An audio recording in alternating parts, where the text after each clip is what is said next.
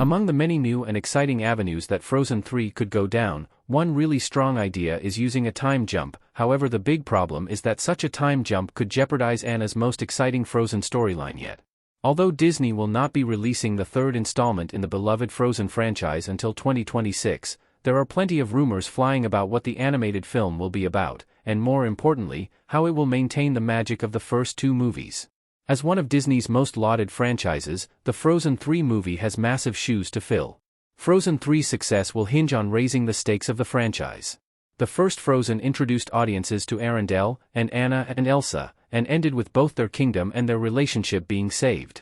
Frozen 2 raised the stakes by bringing the Frozen cast to new surroundings, exploring new magic, and developing Elsa from the frightened girl she used to be to a free and confident woman.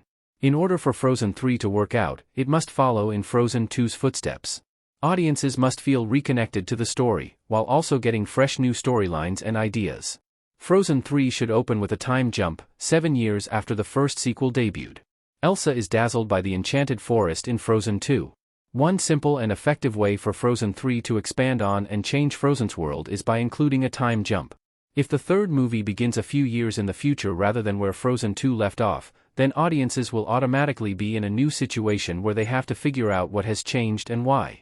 This is always an interesting puzzle for viewers to unravel, and makes the viewing experience more exciting. By adding a time jump, Frozen 3 can include an abundance of mysteries that immediately make this film different from its predecessors.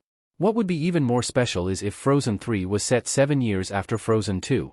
7 years is the amount of time audiences will have waited for Frozen 3, so it only makes sense, if a time jump occurs, that the characters in Frozen have also been waiting 7 years.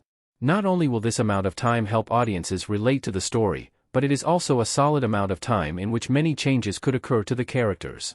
7 years offer enough changes that Arendelle would truly feel like a new place once audiences returned. Frozen 3 jumping ahead would help Elsa's arc, but it would hurt Anna's. A major benefit of a 7-year time jump is that it would help Elsa's story. At the end of Frozen 2, Elsa goes off on her own to discover who she really is, and 7 years would be pivotal to her character development. If Elsa returns to Frozen 3 after 7 years of self-discovery, there's no telling how much she will have changed. In many ways, she could be an entirely new woman, able to not only fend for herself, but advocate for others and for magic. After this time jump, audiences would get an entirely new Elsa.